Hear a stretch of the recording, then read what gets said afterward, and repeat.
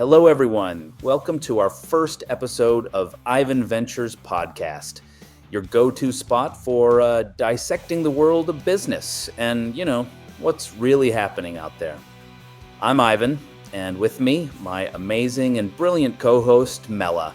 That's right, Ivan. And also with us, our beloved cat, Miklo, and hopefully he can stay awake with us. So buckle up, everyone, because today we've got some major news bubbling out of Washington, D.C.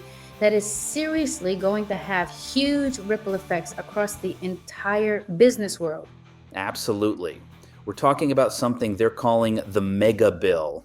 Officially, it's the One Big Beautiful Bill, and the House of Representatives actually passed it on July 3rd, 2025. President Trump is expected to sign it into law pretty soon. So this is like the real deal. Yeah, it's massive. I mean, it's packed with tax changes, incentives, and honestly, a few curveballs that could totally reshape how businesses operate for years to come. So let's just dive right into what's inside and what it could really mean for you, your business, or the industries you're watching.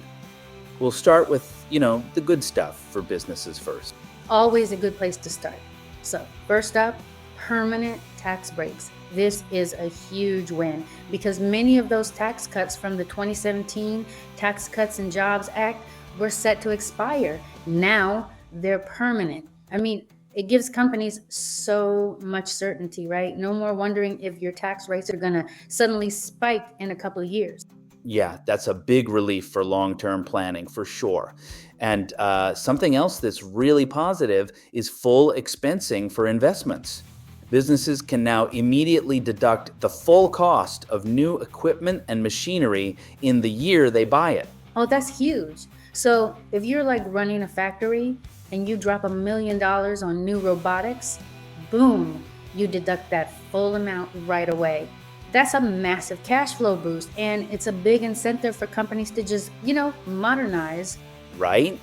And then for all our tech and biotech listeners out there, R&D deductions are restored. Previously, businesses had to spread out those deductions for research and development over several years, which really hurt cash flow. The Megabill brings back the ability to fully deduct R&D costs in the year they're incurred. That's just good news for your bottom line if you're innovating. Definitely. And speaking of boosts, manufacturing is getting a serious one. Businesses that build new facilities can fully deduct the costs right away. And get this, there are enhanced tax credits for semiconductor manufacturers.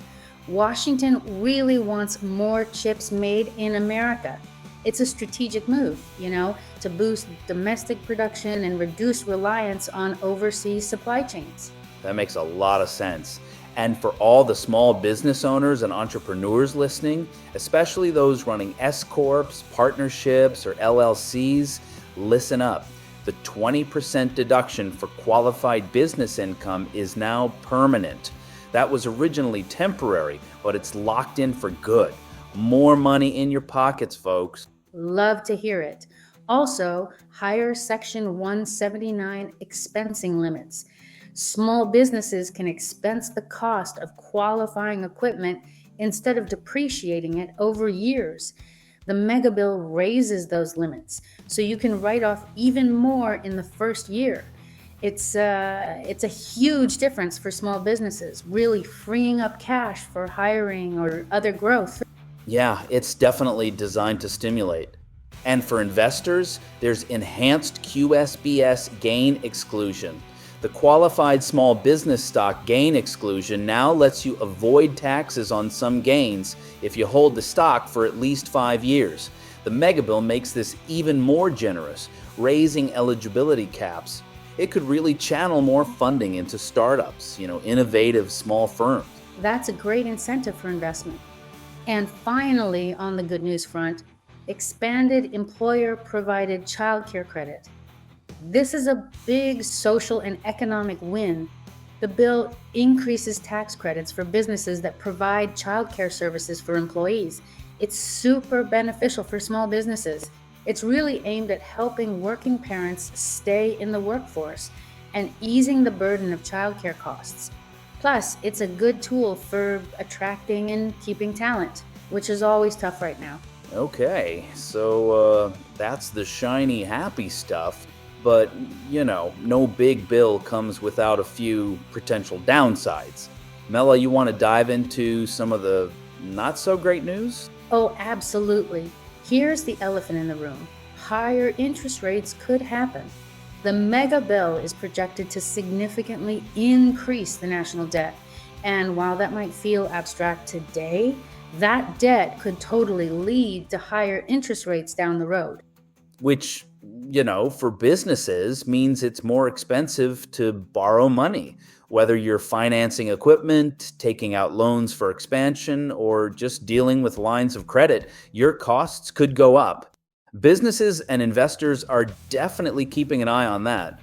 And for anyone in the electric vehicle world, this is a big hit. The ending of EV tax credits. The bill ends the federal tax credit of up to $7,500 for electric vehicles.